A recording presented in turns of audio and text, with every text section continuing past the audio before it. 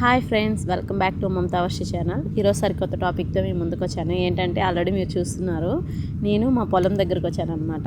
ఏంటంటే ఈరోజు మా పొలంలో మేము వరి నాటాము, అది కోతకు వచ్చింది. అందుకోసం అని చెప్పి మేము పొలం దగ్గరకు వచ్చాను, వీడియో షూట్ చేద్దామని వచ్చాను. చూడండి, ఇక్కడ రెండు డిఫరెంట్ వరి కోత మిషన్స్ అయితే ఉన్నాయి. ఫస్ట్ దీన్ని ఏమంటారంటే చైన్ బండ్ అంటారు. చూడండి, అది దానికి టైర్స్ ఉండవు అనమాట, ఓన్లీ చైన్తోనే ఉంటుంది. చూసారా, చాలా చిన్నగా అనిపిస్తుంది. అది ఎంత బాగా కోస్తుందో చూడండి. మా పొలంలో కొంగలండి చాలా అంటే చాలా వచ్చాయి. నేను ఆల్మోస్ట్ సగం అన్న షూట్ చేశాను అనుకుంటున్నాను. చూడండి, అవి వాటి ఆహారం కోసం ఎన్ని కొంగలంటే చాలా రకాలైన కొంగలు వచ్చాయి. చూడండి ఫ్రెండ్స్, ఇది ఎలా కోస్తుందంటే అతను అది డస్ట్ వస్తుందనేసి మూతి మొత్తం కవర్ చేసి పైరు అయితే కోస్తున్నాడు అనమాట మిషన్ అతను. చూడండి ఎంత బాగా కట్ చేస్తున్నారో. నేనైతే ఆ మిషన్ కూడా బాగా డీటెయిల్గా దగ్గర నుంచి జూమ్ చేసి మరీ వీడియో తీశాను. చూసారా, నేను వీడియో తీస్తున్నానని తను హాయ్ చెప్తున్నాడు. నాకు చాలా ఫన్నీగా అనిపించింది, మంచిగా అనిపించింది.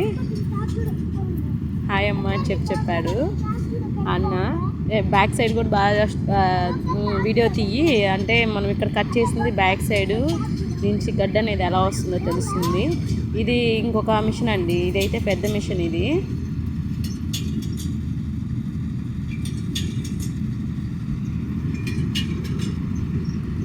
చూసారా ఎంత బాగుందో.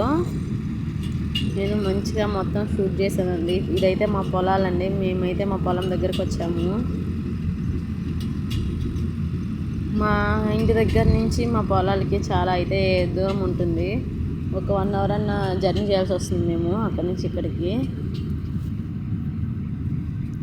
చూసారా, ఇదైతే సోలార్ అండి. అంటే మన పొలంలో అంటే ఇక్కడ పల్లెటూరులో బర్రెలు మేకలు అలాంటివి ఏం రాకుండా ఇలా కైలు ఉంటాయి కదా పొలాలకి ఎండింగ్, ఇలా సోలార్తో మొత్తం తంతి తీస్తారనమాట. అలా తీస్తే ఏంటంటే అవి షాక్ లైట్గా ఎర్త్ వస్తుంది. అప్పుడు అవి పొలంలోకి రాకుండా మేయకుండా పాడు చేయకుండా అయితే ఉంటాయి.